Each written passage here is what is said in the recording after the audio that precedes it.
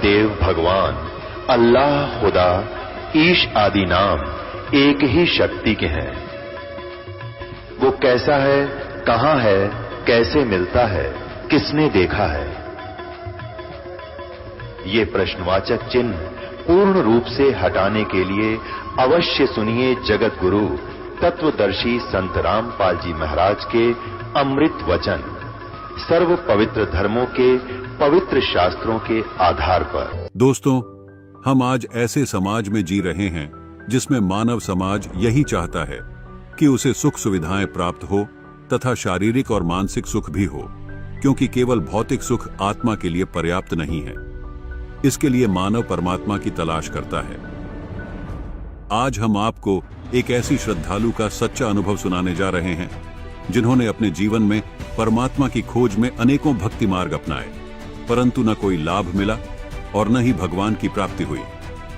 ये हैं रानी सुनीता जी, जिन्हें माइग्रेन की इतनी गंभीर समस्या थी कि कहीं सफर भी नहीं कर पाती थी। भगवान की तलाश में उन्होंने मात्र 10 वर्ष की उम्र से ही व्रत उपवास करना शुरू कर दिया था। सुनीता जी मंदिरों में पूजा करती, गुरुद्वारों में सेवा करती और लोगों के घर घर जाकर भागवत और शिव पुराण का पाठ भी किया करती थी।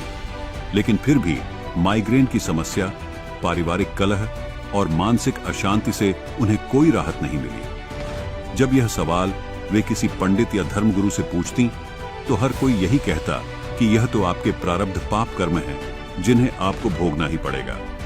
सभी पूजाएं और अनुष्ठान करने के बाद भी उन्हें केवल निराशा ही हाथ लगी। तभी एक दिन उन्हें एक ऐसी पुस्तक मिली जिससे उनके जीवन में उम्मीद की नई किरण जाग उठी। 14 मई 2017 का वह शुभ दिन, जिस दिन इन्हें पूर्ण संत की शरण प्राप्त हुई। संत रामपाल जी महाराज से दीक्षा लेने के बाद उनकी भगवान की खोज पूरी हुई और उनका जीवन खुशहाल हो गया। माइग्रेन की समस्या ठीक हुई, पारिवारिक कलह दूर हुई और मानसिक शांति भी मिली। इस अनुभव से यह सिद्ध होता है कि पूर्ण परमात्मा की सच्ची भक्ति करने से संचित पाप कर्म भी नाश हो जाते हैं और साधक के जीवन में खुशियां ही खुशियां भर जाती हैं। आइए अब सुनते हैं रानी सुनीता जी के जीवन के अनुभव की सच्ची कहानी, उन्हीं की जुबानी। बहन जी नमस्कार। नमस्कार सर। क्या नाम है आपका? रानी सुनीता। सुनीता जी कहाँ से आई आप? मैं राजपुरा डिस्ट्रिक्ट पटियाला से फ्रॉम पंजाब से हूँ। आप संत रामपाल जी महाराज जी से कब जुड़े? मैं 14 मई 2017 से गुरुजी से जुड़ी हूँ, संत रामपाल जी से।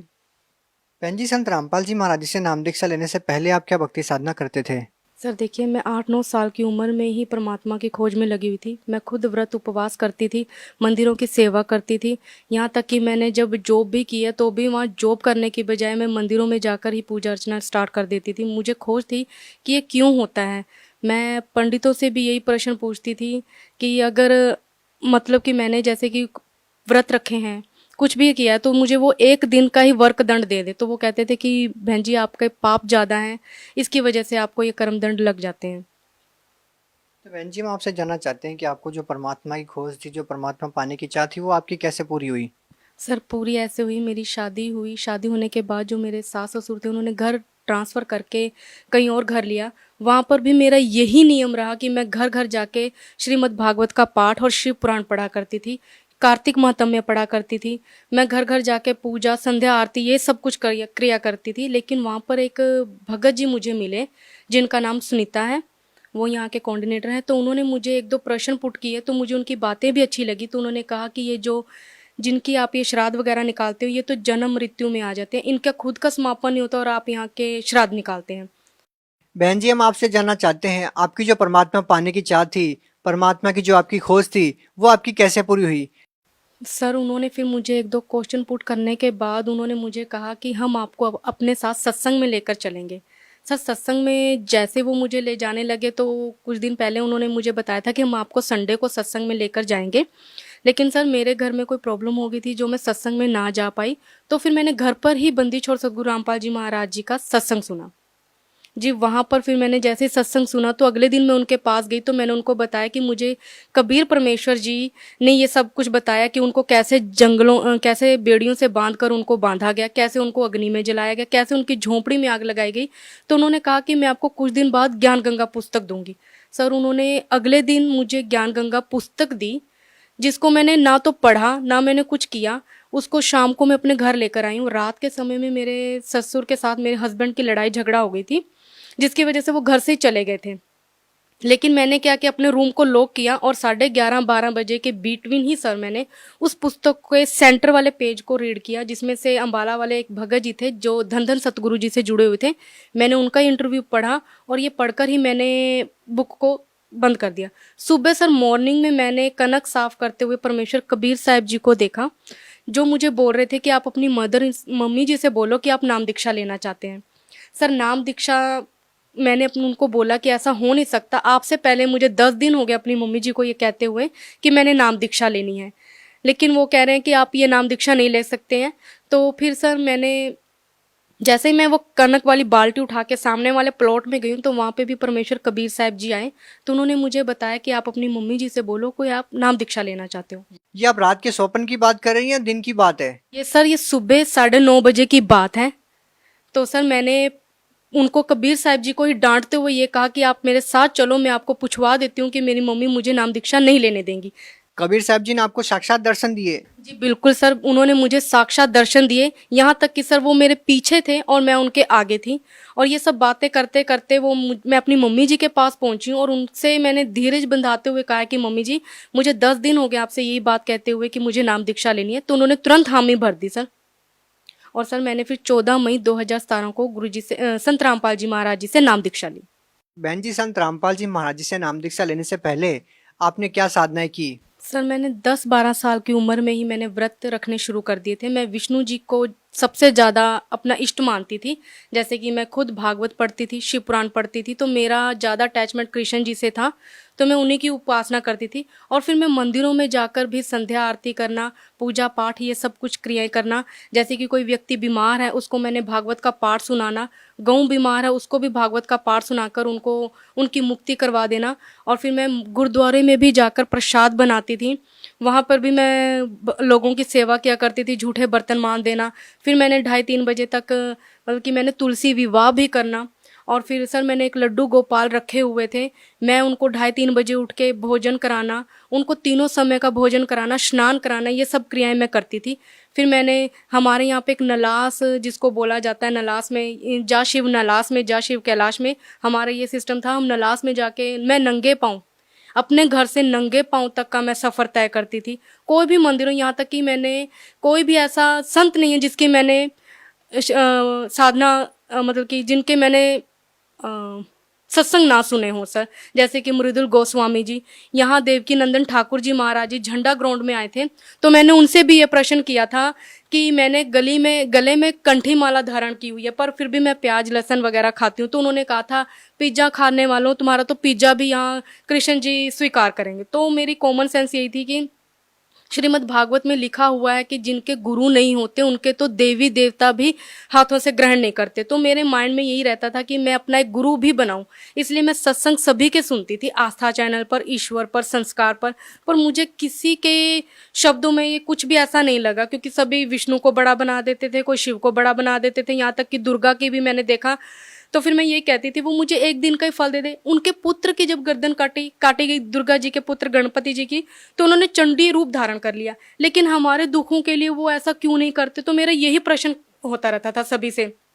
तो वो कहते थे बेटा आपके पाप ज़्यादा हैं जिसकी वजह से आपको ये चीज़ें फेस करनी पड़ती हैं। सर मेरे को कहीं पर भी सेटिस्फैक्शन नहीं हुआ कि किसी का भी ज्ञान अच्छा हो जो मेरे क्यों शब्द को ख़त्म कर दे। सर बहन जी, जैसा कि आपने बताया कि आपने इतनी सारी साधनाएं की, उसके बावजूद भी आपको जो परमात्मा पाने की चाह थी वो समाप्त नहीं हो रही थी।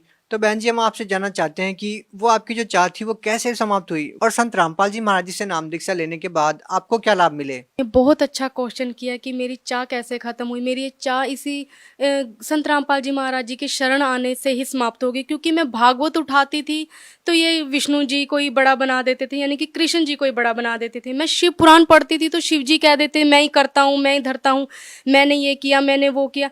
मेरा क्वेश्चन ही नहीं क्यों खत्म होता था, लेकिन यहाँ बंदी छोड़ सदगुरु सदगुरु रामपाल जी महाराज जी की शरण आने से मुझे पता चला कि ब्रह्मा विष्णु महेश ये सभी नाशवान हैं, इनका भी आविर्भाव और तिरोभाव होता है, अर्थात ये भी नाशवान है।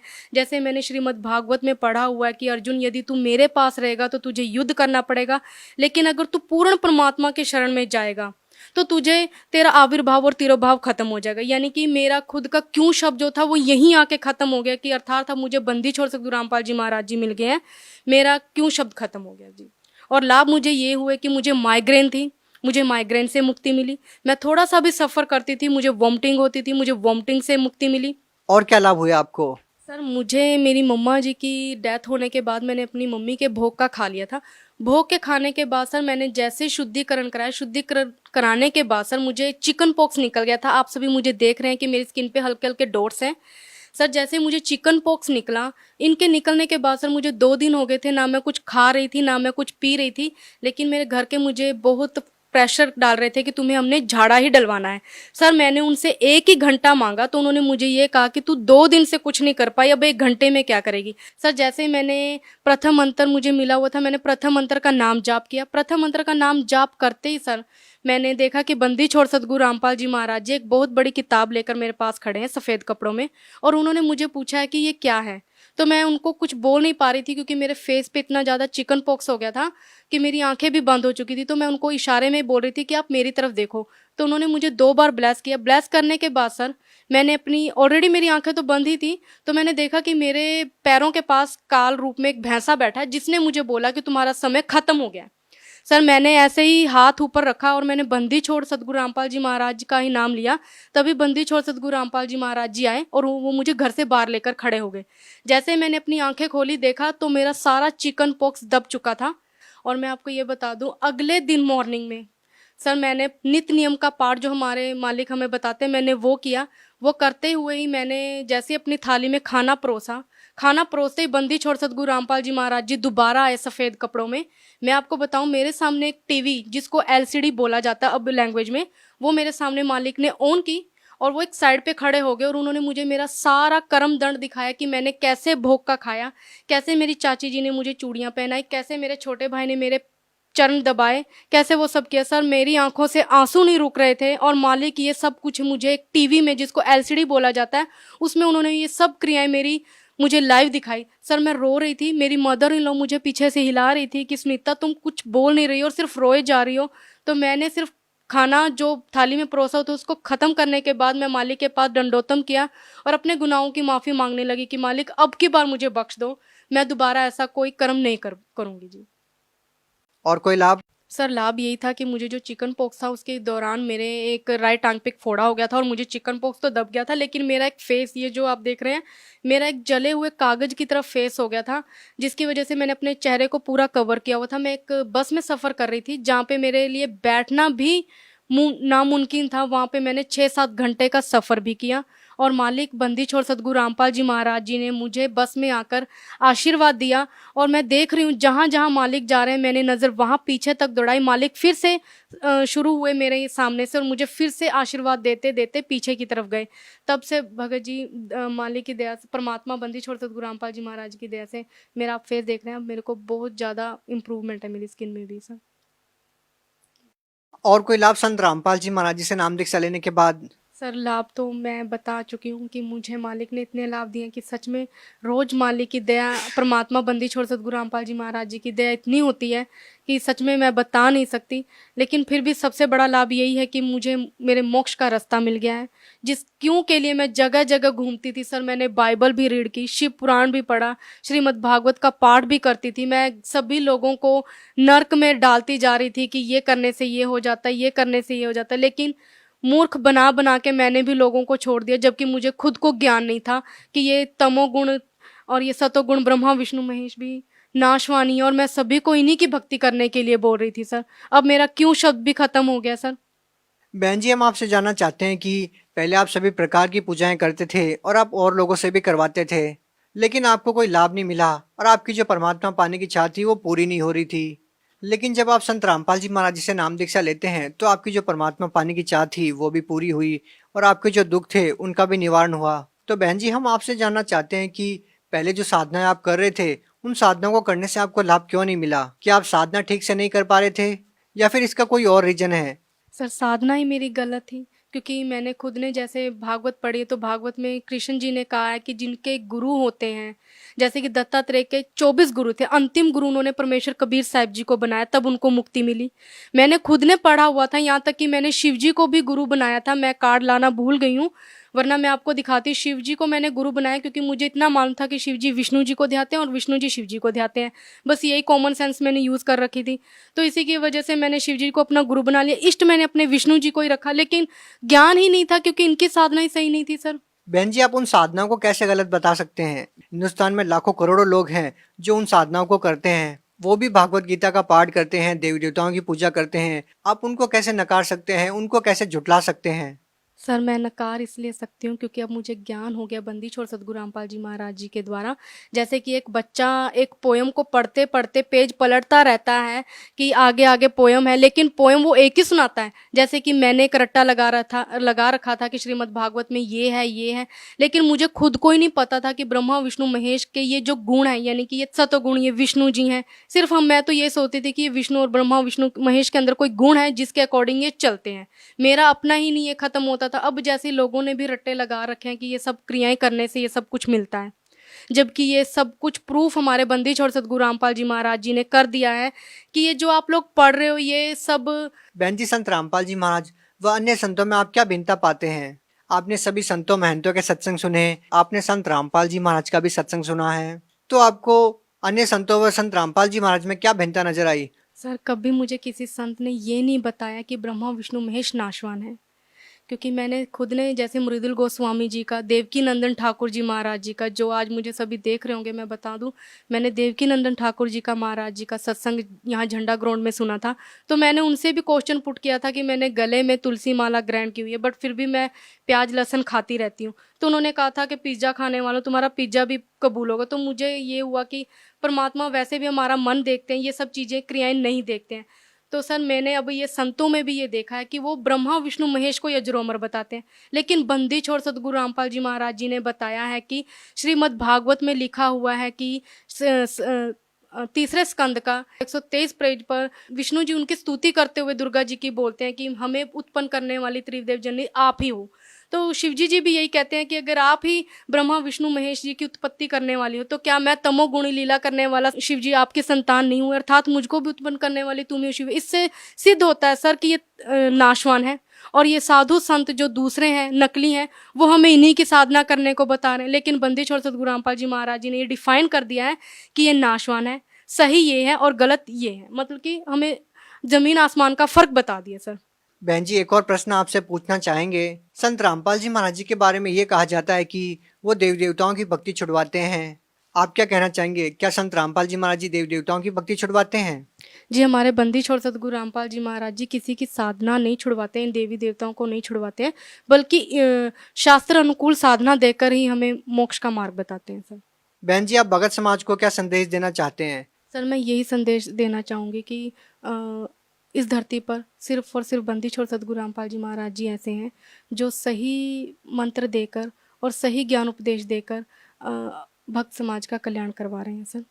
जी, बहुत बहुत धन्यवाद आपका। जी सर जी। दर्शकों, अभी आपने सुना संत रामपाल जी महाराज से दीक्षा प्राप्त करके सुखी हुए भक्त के अनुभव। अब देखिए जगत गुरु तत्वदर्शी संत रामपाल जी महाराज के मंगल प्रवचन।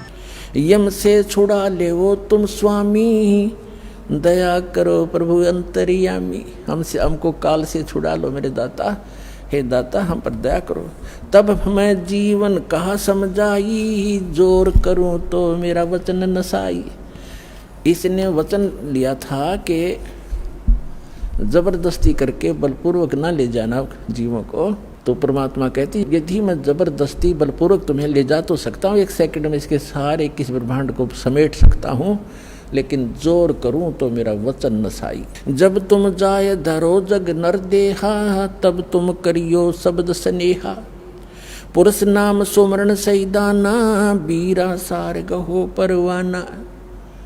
मेरा ये जो सार नाम प्राप्त कर लेना, इतना धैर्य रखना, उस ज्ञान को सुनना। दे दरो सत शब्द समाई, तब हम सतलोक ले जाई। मानव शरीर प्राप्त करके जब तुम ये सत शब्द सतनाम प्राप्त करोगे तब मैं तुम्हें सतलोक ले जाऊंगा। जहाँ आशा ता बासा होई, मन कर्म वचन सुमरियो सोई। जहाँ आशा तहाँ बासा हुई। जैसे आप अंतिम समय में इस दृढ़ ज्ञान के आधार से इस भक्ति की तो कर ही रहे हो, आप भक्ति का धन तो आपका संग्रहित हो ही रहा है। अब जैसे एक व्यक्ति बता रहा था कि मेरी जो थी पेंशन नहीं मिल रही थी मुझे, और वो गलती से डिपॉजिट हो ही रही थी, वो किसी मिसलेनियस में जाती रही, 6 महीने की इकट्ठी होगी। मैं सोचूं मेरे कुछ मिल नहीं रहा, फिर एप्लीकेशन लगाई तो वो सारी इकट्ठी आकर मिल गई। तो पुण्यात्माओं ऐसे ही है, आपको पता भी नहीं लग रहा है कि आप क्या कर रहे हैं और आपकी कैसी संग्रहित हो रही है कमाई। तो ये आपको ना दिखाई दे रही तो भी संग्रहित हो रही है, लेकिन अंत में यदि आपका दिल यहाँ से नहीं हटा की तक संपत्ति बेटा बेटी में कार कोठी में आपकी आस्था रहेगी तो दोबारा यही रह जाओगे। ठीक है, यहाँ आप बहुत बड़े बड़े जिसको आप सुख मानते हो वो डले फिर ढोना शुरू कर दोगे। क्या करोगे? शिवलोक में जाओगे, क्योंकि आपको शिव जी का मंत्र दिया जाता है जो अमोघ मंत्र है, जिससे ये प्रभावित होते हैं। जैसे बहुत बार बताया है, ये अन्य मंत्रों से कोई लाभ नहीं होगा, जो यथार्थ मंत्रों से ही ये लाभ मिलता है। जैसे एक भैंसा होता है और उसको कोई भैंसा भैंसा करता रहे, वो कोई परवाह नहीं करता, वैसा है और हम बोल भी रहे हैं। और उसको एक बार एक विशेष शब्द है उसको करते हैं हुर्र, वो एकदम ऐसे देखता है और चारों तरफ सतर्क हो जाता है। वो अट्रैक्शन है उसके ऊपर, उसके विवश है, वो वश है उसके। ऐसे ये मंत्र है जो दास आपको देता है, इन मंत्रों से आपको लाभ होगा। तो शिवलोक में चले जाओगे, शिव जी की सत साधना कर रहे हो, विष्णु जी की साधना कर रहे हो, विष्णु लोक में चले जाओगे। यदि यहीं रह गए तो ऐसे अन्य देवताओं की समझो। ब्रह्मलोक की साधना भी आप कर रहे हो, ब्रह्म की, वहाँ चले जाओगे ब्रह्मलोक में। और फिर हजारों युगों के बाद सारी पुण्य कमाई खत्म करके फिर पटकेगा आपको पृथ्वी पर।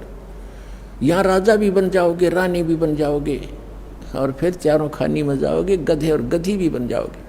वह पूंजी नाश होने पर बैटरी डिस्चार्ज हो जाएगी और फिर आप इसी सत्र में आ जाओगे जो आज खड़े हो। कोट जन्म तन भरमत होगे, कुछ ना हाथ लग्या रे, कुकर सुकर खरवा बोरे, कौआ हंस बुगारे।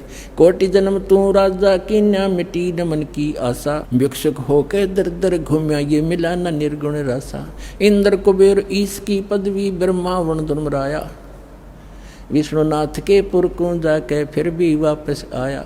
असंग जन्म तन मरत्या होगे, जीवित क्यों न मरे रे, 12 धर्म दुमल मुठ बोरे, बहुर न दे धरे रे। 2 जग बिस्त सभी ते देखे, राजपाट के रसिया, 3 लोक से तरपत नाही, ये मन भोगी खसिया। सतगुर मिले तो इच्छा मेटे, पद मिल पदे समाना, चल हंसा उस लोक पठाऊं, जो आदि अमर अस्थाना। तो वहाँ क्या सुख है? 4 मुक्ति जहाँ चंपी करती, माया होरी दासी, दास गरीब अभय पद पर से, वो मिले राम अविनाशी। तो क्या परमात्मा कह रहे हैं? जहाँ आशा ता बासा होई, मन कर्म वचन सुमरियो सोई। जहाँ आशा होगी अंत समय में, जैसे गीता अध्याय नंबर 8 के श्लोक नंबर 6 में कहा है कि जिस भाव से भावित व्यक्ति अंत समय में रहता है उसी इष्ट को प्राप्त हो जाता है।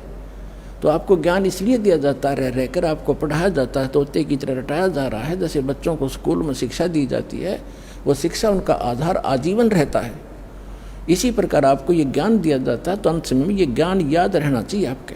फिर परमात्मा यहाँ तक दयालु हैं, अब इनकी दयालुता का हम शब्दों में उनको बता नहीं सकते। क्या कहते हैं? यदि तुम गलती कर भी गए, ऐसे रह गए यहाँ पर, धक्के तो तुमने खाने पड़ेंगे। और ये 100 अवसर जो पिछली पीढ़ी का यूँ हाथ से निकल गया, फिर तो पछताना ही पड़ेगा। फिर भी कितने दयालु हैं, आपके पुण्य बचा देंगे। शिव मंडल ब्रह्मापुरी, चाहे विष्णु लोक में हो, हमरे गुण भूले नहीं तो आन छुटाऊं। तो ये कौन से ज्ञान के आधार से? कि यहाँ के लोक में कोई भी सुख अच्छा नहीं है। किसी भी लोक में हम गए हैं, वहाँ इनके रेस्टोरेंट हैं, ये ठेकेदार हैं, हमारी ही पूंजी का 10% की, तब 15% की, तब 20-25% ये लेते हैं और अपना गुजारा चला रहे हैं। पुण्य तुम्हारे होते, उन पुण्यों से ये अपना गुजारा करें। ये तो कंट्रैक्टर हैं यहाँ के सभी देव ब्रह्म तक। तो वहाँ आप चले जाओगे, आपको वहाँ जाकर भी पता लग गया कि विष्णु लोक या ब्रह्मा लोक में जहाँ आप रह रहे हो कि ये तो हम अपनी पूंजी नाश करने आ गए। गुरु जी ऐसे बताते थे, भगवान का दिए ज्ञान को हमने गलती कर दी।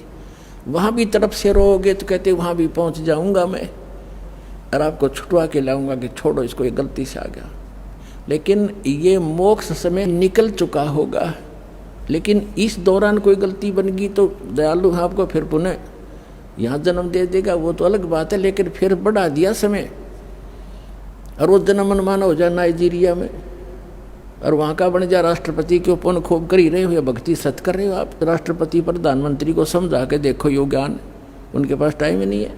तो पुण्यात्माओं काल के बहुत भयंकर जाल है, इसको समझना पड़ेगा, अपने सतर्क रहना पड़ेगा। तो यहाँ क्या बताते हैं, जहाँ आशा ताबासा होई ही मन कर्म वचन सुमरियो सोई। उन जीवों को बता रहे भगवान, कह जीव सुन पुरुष पुराना, नर देह धरो बिसरो नहीं ज्ञान। अब वहाँ तो न्यों कहें जी हमने देख लिया, सारा जाल समझ में आ गया। हे पुराना पुरुष, आदि पुरुष, आदि परमेश्वर, हे सनातन परमात्मा, हे असली भगवान, हे रियल गॉड। वो जीव तपस्या पर बैठे बैठे जो भगवान की दया से उनकी तपत बंद होगी, जलन नहीं रही, उनको पीड़ा नहीं हो रही थी, जब बोल रहे हैं कि अब के चले गए ना मनुष्य जीवन पा गया, यो ज्ञान भूलेंगे नहीं हम। और काल पहला काम यही करे, यहाँ से सबसे पहले ज्ञान बुलाता, तू कौन था, कहाँ से आया था, खत्म कर देता है तीनों गुणों के प्रभाव से। सुखदेव ऋषि को ये ज्ञान था, 12 वर्ष तक गर्भ से बाहर नहीं आके जाते बुद्धि भ्रष्ट हो जाती है इन तीनों गुणों के प्रभाव से।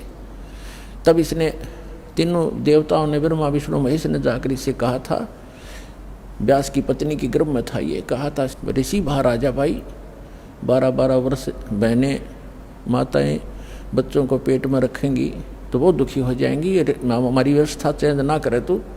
तब इसने कहा था कि मैं तब आऊँगा जब तुम अपनी माया रोक लोगे।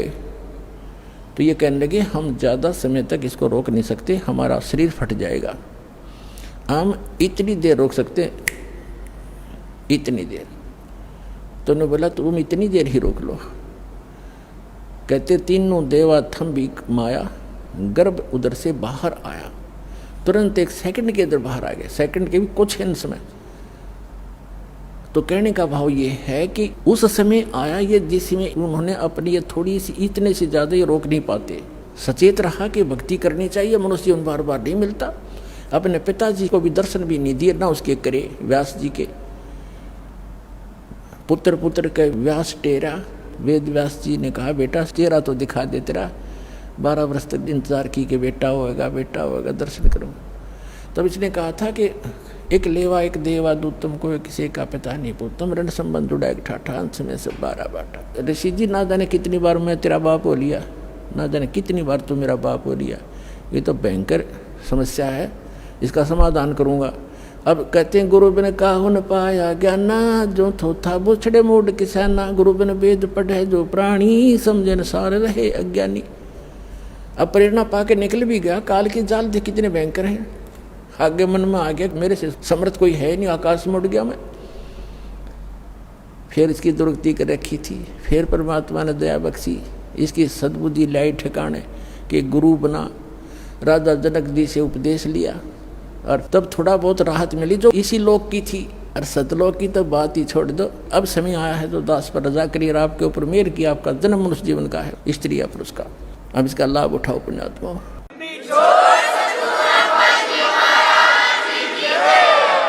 कहे जीव सुन पुरुष पुराना, नर देह पा बिसरो नहीं ज्ञाना। हे परमात्मा, हे आदि पुरुष, हे पुराना पुरुष, सुन लो, अब मनुष्य जीवन पा करके हम कभी भी परमात्मा की सत्य भक्ति और ये ज्ञान नहीं भूलेंगे, हम भ्रमित नहीं होंगे। फिर क्या बताते हैं, पुरुष जान सुमरा जमराई, वेद पुराण कहे समझाई। कहते हमने भगवान जान के इस काल ब्रह्म की पूजा की, वहां जाकर समझ में आई भगवान के ज्ञान से, और जो भी हमें ज्ञान मिला वेद और पुराणों के आधार से, हमने इस ब्रह्म की साधना, काल की साधना की। पुरुष जान, पुरुष माने परमात्मा, जान सुमरा यमराई, यमराई माने यम काल, यम राजा। वेद पुराण कहे मति एहा, निराकार से की जय नेहा। के सभी वेदों और पुराणों के ज्ञाता हमें यही बताते रहे। ज्ञाता माने जाने वाले, ज्ञाता थे नहीं, वो कथित ज्ञाता थे कि निराकार की भक्ति करो। सुर नर मुनि जन 33 करोड़ी, बंधे सभी काल की डोरी। ताके मते कीन हम आशा, अब हमें चीन पड़ा यम फांसा। उसके बताए हुए लोक वेद दंत कथा के आधार से हमने ये आशा ला रखी थी। सुर नर मुनि जन 33 करोड़ी, बंधे सभी काल की डोरी। वो भी इसी की पूजा कर रहे हैं। और ताके मते, उन्हीं के विचारों से कीन हम आशा, अब हमें चीन पड़ा यम फांसा। काल की फांसी अब समझ में आई हमारे। सुनो जीव छल यम केरा, ये यम फंद कीन गनेरा। काल जार अनेक कीनो, जीव कारण ठाठ हो। और वेद शास्त्र पुराण स्मृति ये सभी रोके बाट हो। कहते हैं वेद शास्त्र और पुराण स्मृति अंत रोके बाट हो। अंत में ये सभी आपका रास्ता रोक के बैठे, इस आधार से आप मोक्ष नहीं प्राप्त कर सकते। जीव पड़े बस काल के, और काल कराल पर चंडे। सत नाम चीन्हे बिना ये जन्म जन्म भव दंड। आगे फिर क्या बताते हैं? धर्मदास पूछो जो मोही, युग युग कथा कहूँ मैं तो ही। जब ही पुरुष आज्ञा की ना, जीवन काज पृथ्वी पग दीना। कर परिणाम तभी पग धारा, पहुँचे जाए धर्म दरबारा। प्रथम चले जीव के काजा, पुरुष प्रताप शीश पर साजा। अपने आप को छुपाकर भगवान कह रहे हैं कि धर्मदास मैं परमात्मा की आज्ञा पाकर के यहाँ आया। आवत देख मिले धर्म अन्यायी, ये काल अन्यायी मुझे आता देखकर मिला। तिन पुनः हमसे राड बढ़ाई, इसने मेरे साथ झगड़ा ठाना जब मैं यहाँ आ रहा था। वो को देख काल डिग आवा, मेरे निकट आ गया।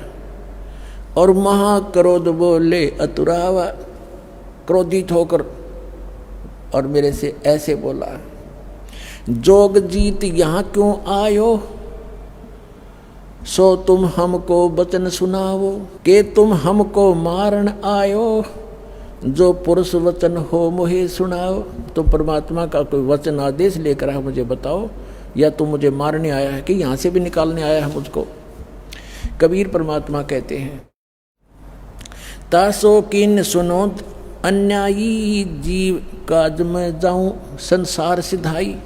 जीवन के तुम बहुत भुलावा, बार बार जीवों को सतावा। पुरुष भेद तुम गुप्त कर रखा, अपनी महिमा प्रगट बाखा। कहते तुमने पुरुष यानी परमात्मा का भेद तो कति गुप्त कर दिया और अपने आप को भगवान सिद्ध कर लिया। तपतशिला पर जीव जराऊ, जार बार निज स्वाद कराऊ। इस तपतशिला पर जीवों को जलाता है, इनको जला और फूक कर अपना स्वाद करता है। तुम अस कष्ट जीवन के दीना, ताते पुरुष मोय आज्ञा दीना। जीव चिताए लोक ले जाऊं, काल कष्ट से जीव बचाऊं। इसलिए परमात्मा ने मुझे आज्ञा दी है, यहाँ उसके बच्चे बहुत दुखी हो रहे हैं और इनको चिता कर, इनको सतर्क करके ज्ञान देकर यहाँ से निकालूंगा। ताते हम संसार ही जायब, और दे परवाना लोक पठाव। इसलिए मैं संसार में जा रहा हूँ, उनको सतमंत्र देकर सतलोक भेज दूंगा। अमर करूं सतलोक पठाऊं, ताते बंदी छोड़ कहाऊं। बंदी छोड़ हमारा नामम, अजर अमर है अस्थिर ठामम। यह सुन काल भयंकर भय हूँ, हमको त्रास दिखाए न लगी हूँ। ये सुन के काल भयंकर हो गया और मुझे त्रास दिखाने लगा। काल कहता है, सत्तर युग हम सेवा की नी, राज पुरुष ने मोको दीना। 70 युग मैंने तपस्या की और परमात्मा ने मुझे ये लोक दिया है। मैंने कोई नाच गा कर नहीं प्राप्त किया, अपनी तपस्या से प्राप्त किया है, भगवान ने दिया है। और तू यहाँ कैसे आ गया? 70 युग हम सेवा की नी, ये राज बढ़ाई पुरुष मोय दीनी। फिर 64 युग सेवा ठायो, अष्टखंड पुरुष मोहि देव, तब तुम मार निकारा मोहे, जोग जीत ना छोड़ू तो हे। कहते वहां से तूने हमें मार पीट कर भगा दिया था किसी ब्रह्मांड समेत सतलोक से, अब आप मेरे लोक में क्यों आ गए, मैं तुझे नहीं छोड़ूंगा। परमात्मा क्या कहते हैं कबीर साहब, तब हम कहो सुनो धर्मराया, हम तुम्हारे डर नहीं डराया, तेरे डर से मुझे कोई डर नहीं है। हम कह तेज पुरुष बल आही, अरे काल तब डर मोहे नाही, मेरे पास परमात्मा की दी हुई शक्ति है, तेरा मेरे ऊपर कोई असर नहीं होगा। पुरुष प्रताप सुमरते ही बारा, शब्द अंग ते काल ही सारा। धर्मदास जी को कह रहे मैंने सिमरण किया परमात्मा के दिए हुए उस मंत्र का। तत्क्षण दृष्टि ताई पग हेरा, श्याम लिलाट बह होते ही केरा। जब मैंने सिमरण किया ना, धर्मदास से कह रहे हैं परमात्मा कबीर जी कि मैंने सतनाम का और सौर नाम का सुमरण किया ना, काल का असली चेहरा सामने आ गया। काला शरीर, ओछा माथा, टेढ़ा सा माथा इसका, भयंकर सा। तत्क्षण दृष्टि ता पर हेरा, श्याम लिलाट बहोती केरा। पंख घात जैसे होए पखेरू, ऐसे काल मही पर हेरू। जैसे पक्षी की पंख कट जाती हैं, ऐसे वो काल पृथ्वी के ऊपर गिर गया। और करे क्रोध कुछ नहीं बसाई, तब पुन परे चरण अंतर आई।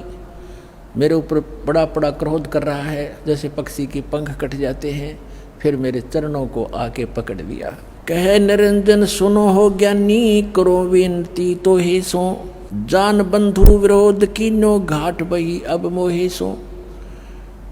अब कहते हैं तत्वदर्शी संत रूप में आए हुए जोगजीत, अब मैं आपसे एक विनती करता हूँ, मेरे से घाट यानी घटिया कर्म हो गया आपके साथ विरोध करने का। जान बंधु विरोध की ना, घाट बही अब मोहे सो। मैंने आपको भाई जान के आपके साथ तू मैं कर दी, मेरे से गलती होगी। पुरुष सम अब तो ही जानो, नहीं दूजी भावना, तुम बड़े सर्वज्ञ साहिब अक्षमा छतर तनावना। अब मैं तो आपको भगवान के पुरुष के तुल्य मानता हूँ और आप तो अक्षमा के सागर हो। तुम हो करो बख्शीश पुरुष दीन दस राज हम, और षोडश में तुम ईश ज्ञानी पुरुष सो एक सम। कि आप तो सबसे बड़े भाई हो हमारे 16 के 16 में, उन 16 में आप बड़े हो और मुझे माफ़ कर दो। आपको परमात्मा समान ही मानता हूँ, पिता के समान। धर्मराय अश्विनती ठानी, मैं सेवक द्वितीय नहीं जानी, दयावंत तुम साहेब दाता, एति कृपा करो हे ताता। कहते हैं फिर काल ने क्या कहा, सतयुग त्रेता द्वापर माही, तीनों युग जीव थोड़े जाई, चौथा युग जब कल युग आवे, तब तो शरण जीव बहु जावे, ऐसा वचन हर मोह दीजे, तब संसार गमन तुम कीजे। कबीर साहब परमात्मा कहते हैं, बिनती तोर लीनी मैं जानी, मोह के उठगे काल अभिमानी, दस बिनती तुम मोह संग कीनी, सो हम बख्श मैं तो हे दीनी, चौथा युग जब कल युग आवे, तब हम अपना अंश पठावें। चौथा युग जब कलयुग होगा, कहते हैं वहाँ अपना अंश भेजेंगे। ये दास भेज रखा पुण्यात्मा, आज ये याद रख लियो।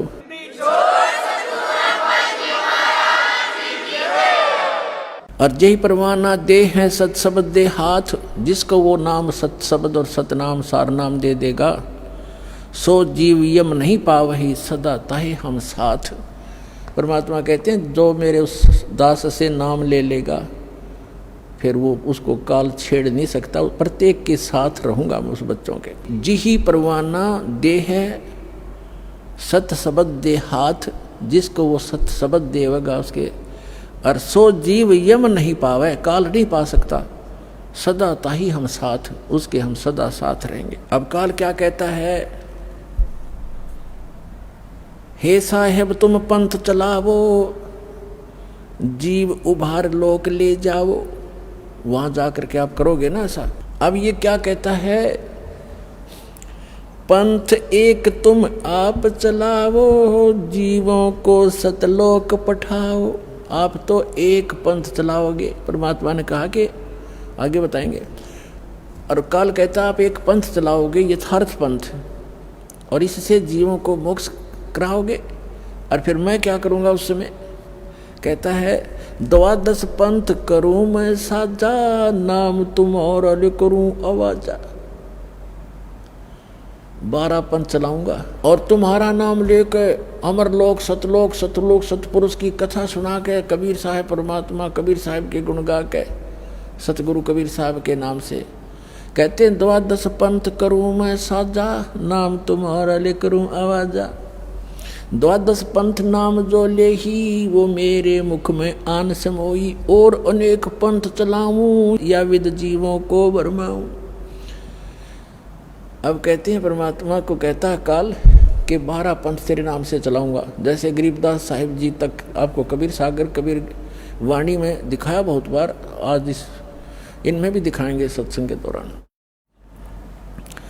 उसमें कहा कि कबीर साहब यानी चूड़ामणि से लेकर गरीबदास जी तक 12 पंथ हैं काल के। उसमें क्योंकि यथार्थ भक्ति नहीं है, महिमा परमात्मा की थोड़ी बहुत है, वो कबीर साहब को एज ए गॉड नहीं मानते। लेकिन गरीबदास जी जो थे वो पुण्यात्मा थी, उनको परमात्मा ने यथार्थ ज्ञान दिया था। उन्होंने अपने आंखों देखा, एक गरीबदास ग्रंथ बनाया है। तो उनको आदेश था कि अभी किसी को ये बताना नहीं यथार्थ मंत्र, लिख जरूर दिया, लिख रखा उन्होंने और ज्ञान भी सारा लिख रखा। फिर वो कहीं कहीं टुकड़ों में लिख रखा, जैसे स्पेयर पार्ट्स की दुकान होती है, उसमें सारे मोटर के पार्ट होते हैं गाड़ी के। अब कोई कहीं रखा कहीं रखो, वो तो अपनी सुविधा अनुसार इंजीनियर ही उनको उठा उठा कर गाड़ी बना सकता है, अनजान को कुछ कर ही नहीं सकता, सारा सामान रखा है। तो ये दास इंजीनियर बना के भेज दिया, राम नाम की गाड़ी बना दी आपके लिए।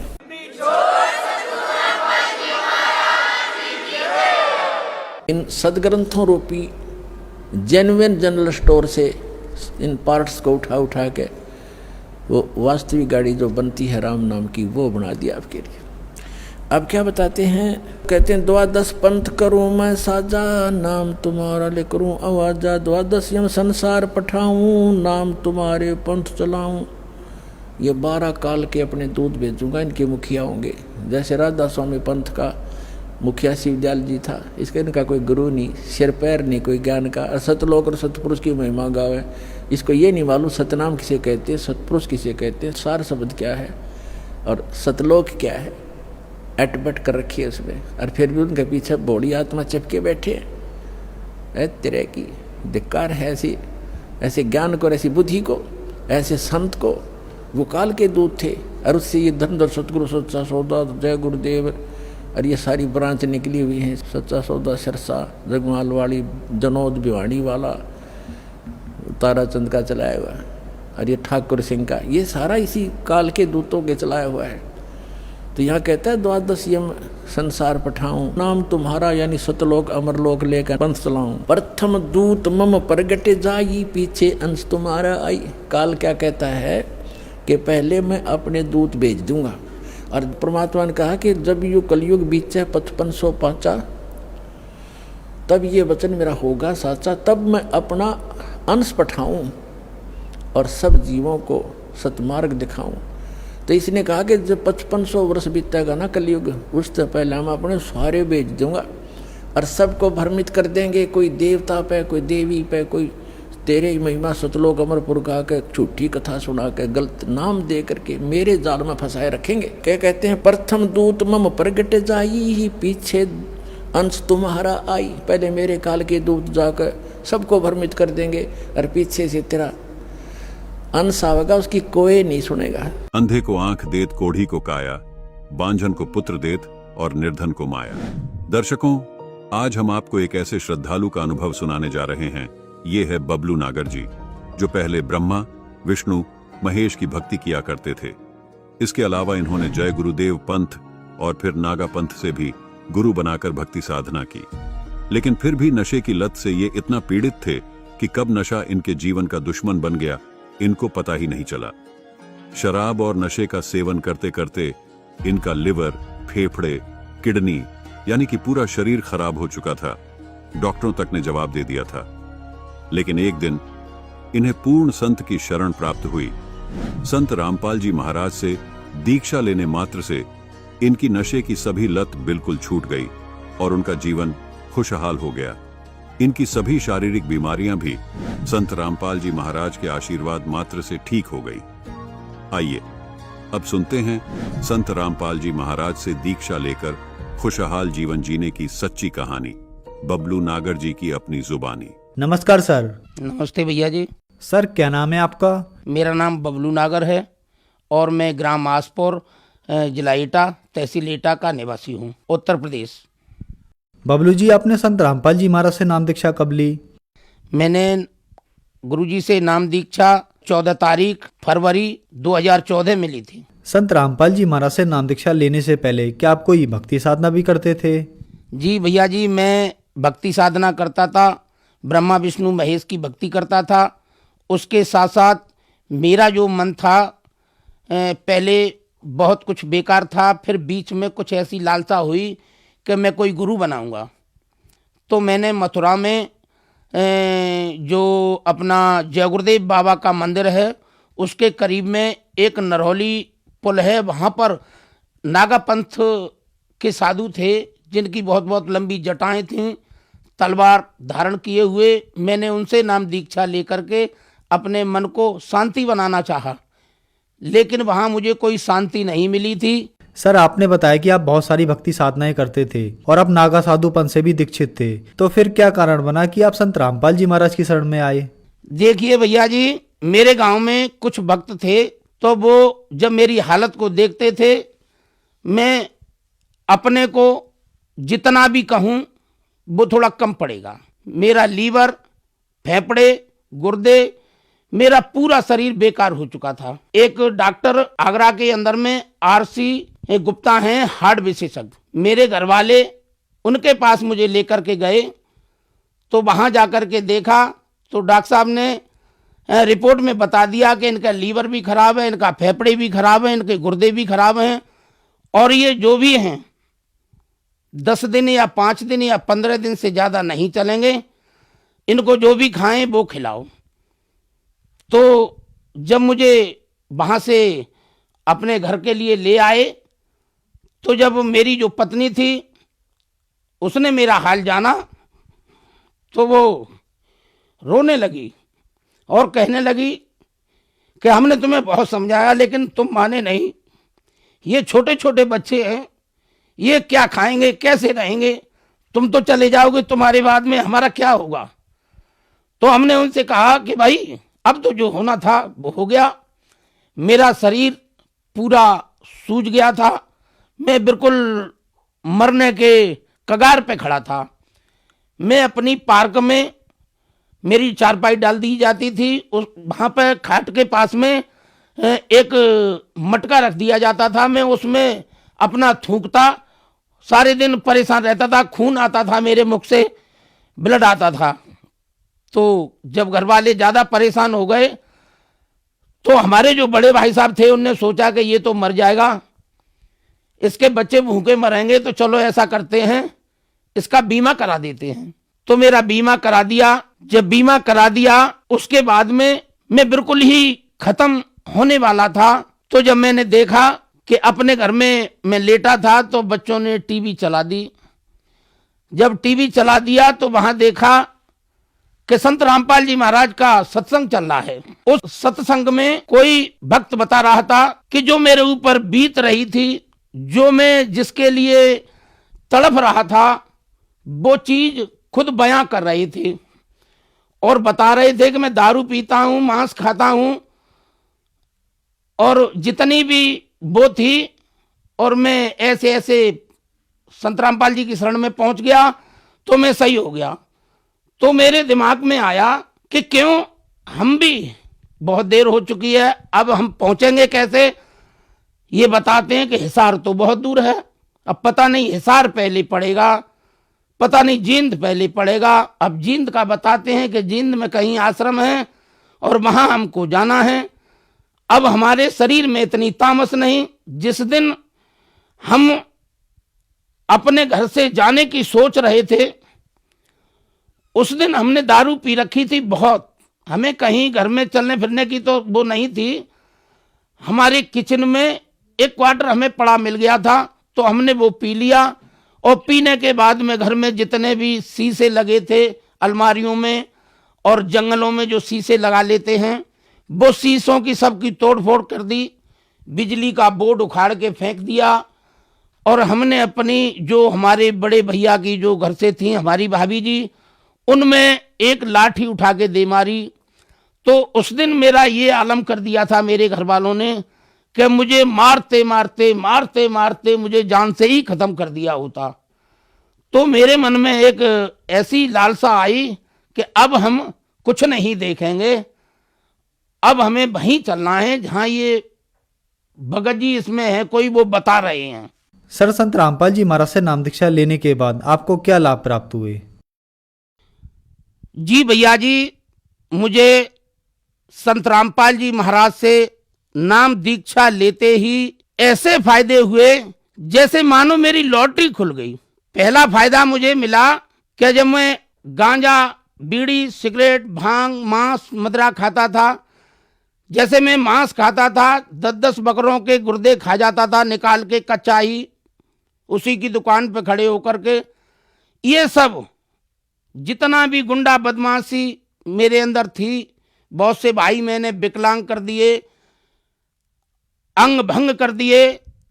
मैंने संत रामपाल जी महाराज से नाम लेते ही जो मेरे शारीरिक कष्ट थे, जो मुझे सांस का रोग था, मेरे अंदर लीवर, फेफड़े सब खराब थे, वो संत रामपाल जी महाराज की दया से 10 से 15 दिन के अंदर में मैं बिल्कुल सही हो गया।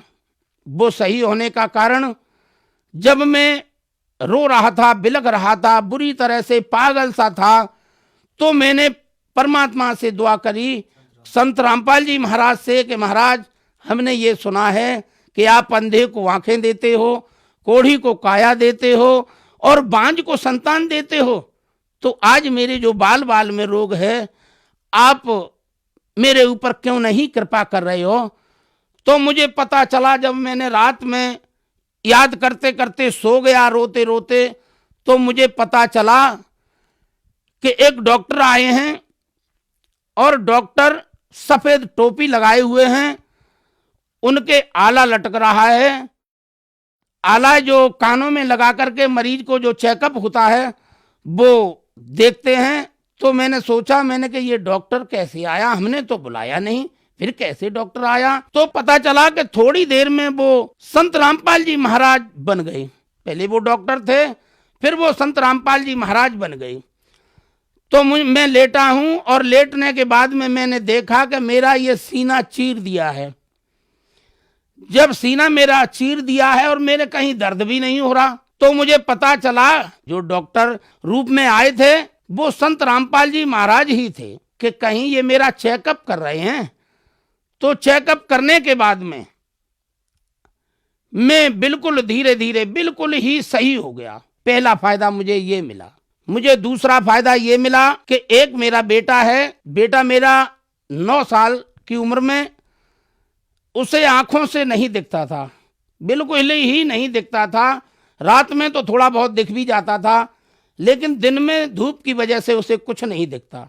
तो पता चला कि 6 से 7 दिन 10 दिन के अंदर में मेरा बेटा भी बिल्कुल सही हो गया। आज भी वो बिल्कुल सही है। मेरे बेटे की आंखें खराब थीं, रोशनी नहीं थी आंखों के अंदर, वो बिल्कुल सही हो गई संत रामपाल जी महाराज की दया से।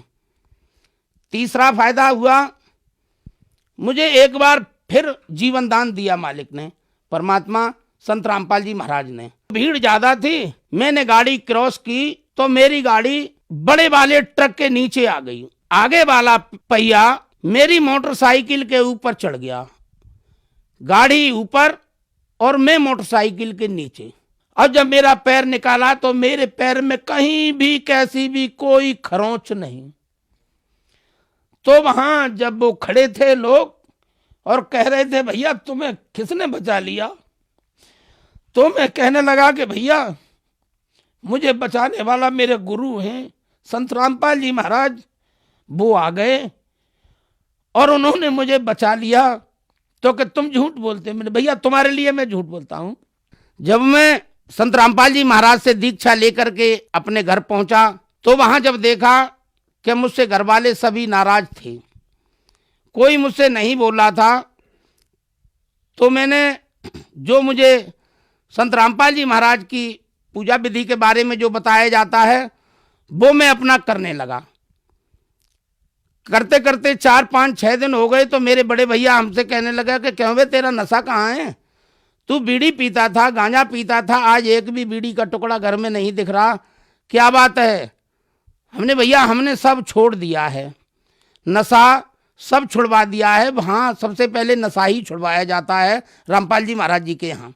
आज वही मेरे गांव वाले जिन्होंने मेरा नाम बिगाड़े रखा था, वही मुझे, कोई तो कहता है कि आइए भगत जी, कोई कहता है कि आइए सुधारे, और कोई कहता है कि आइए भैया जी थोड़ा हमारे पास भी बैठ जाइए। और ये सब जो भी बदलाव आया वो मेरे संत रामपाल जी महाराज की वजह से, उन्होंने मुझ पर ऐसी दया की कि आज मैं बिल्कुल ही संपन्न हूं। कोई भी मुझे बीमारी नहीं है, कोई भी अब मुझे कैसी भी कोई चक्कर नहीं है, और किसी भी तरह से मैं परेशान नहीं हूं। सर, जैसा कि आपने बताया कि आप एक राक्षस प्रवृत्ति के इंसान थे, जितना भी नशा होता है आप सब करते थे। आपने बताया कि आप दुकान पर खड़े खड़े बकरों के 10 गुर्दे यानी कच्चा मांस भी खा जाया करते थे। लेकिन संत रामपाल जी महाराज से नाम दीक्षा लेने के बाद आप एक सभ्य व्यक्ति बन गए, आपका सारा नशा छूट गया। तो जो श्रद्धालु आज आपको देख रहे हैं और वो भी किसी न किसी नशे से ग्रस्त हैं, आप उनके लिए एक बहुत बड़ा उदाहरण है। उनके लिए आप क्या कहना चाहेंगे? मैं उन भाइयों से निवेदन करके कहूँगा कि भाइयों, ये जो हमें मानव शरीर मिला है ये बार बार नहीं मिलेगा। जैसे मैं करता था गांजा, भांग, बीड़ी, सिगरेट, चरस, अफीम, कोकीन, स्मैक, ये नशा करता था। जब इससे मेरा नशा पूरा नहीं होता था, मैं 4-4 सीसी कोरेक्स की पी जाता था।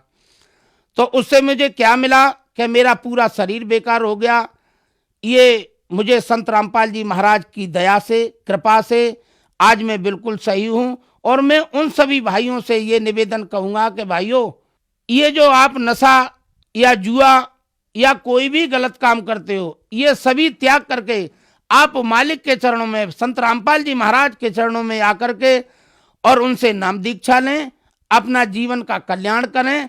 बस यही मैं उन भाइयों से कहना चाह रहा हूं कि जल्दी से जल्दी, समय बहुत नजदीक आ गया है, और आप जैसे भी हो जल्दी से जल्दी आकर के संत रामपाल जी महाराज से जुड़ें, उनका ज्ञान सुने, उनसे नाम दीक्षा लेकर के अपना जीवन धन्य बनाएं। सर, आप बहुत नशा करते थे, डॉक्टर ने आपके लीवर, गुर्दे, लगभग सब कुछ खराब बता दिया था। आप अपनी जिंदगी की आखिरी सांसें गिन रहे थे। तो फिर आपने संत रामपाल जी महाराज के अनुयायियों का इंटरव्यू टीवी पर सुना। आपको भी उम्मीद जगी कि मैं भी यहाँ से ठीक हो सकता हूँ, और आप ठीक भी हुए। आज आप खुद टीवी पर हैं और बहुत सारे ऐसे दर्शक हैं जो आपको देख रहे हैं। उनके लिए आप क्या कहना चाहेंगे? उनका नशा कैसे छूट सकता है? क्या करना होगा उनको? देखिए, मैं उन भाइयों से जो नशा से पीड़ित हैं, किसी भी रोग से पीड़ित हैं, तो सबसे बड़े डॉक्टर जैसे मेरा संत रामपाल जी महाराज ने आकर के खुद ऑपरेशन किया, ऐसे ही आप लोगों का नशा, जुआ, जो कुछ भी आप मांस खाते हैं, कुछ भी करते हैं, आप घबराइए मत। मालिक की शरण में, संत रामपाल जी महाराज की शरण में आ जाएं और आकर के नाम दीक्षा लें, आकर के अपना जीवन धन्य बनाएं। सर, संत रामपाल जी महाराज से नाम दीक्षा कैसे प्राप्त की जा सकती है? संत रामपाल जी महाराज से नाम दीक्षा पुस्तक के माध्यम से, जैसे पुस्तक ज्ञान गंगा के अंदर में नंबर हैं, उन नंबरों से नाम दीक्षा प्राप्त करें। और जैसे जो आप देखते हैं चैनल पर सत्संग आता है संत रामपाल जी महाराज का, उसमें एक पट्टी चलती है, उस पट्टी पर नामदान क्रिया सब बताई जाती है और निःशुल्क बिना पैसे के नाम दीक्षा मिलती है। मेरा निवेदन है कि सत्संग सुने और सत्संग के बाद में जो नीचे पट्टी आती है उस पर नंबर को पढ़ें और अपने मोबाइल से तुरंत नंबर मिलाएं और आप दीक्षा लें और अपना जीवन धन्य बनाएं। धन्यवाद सर। सत साहिब।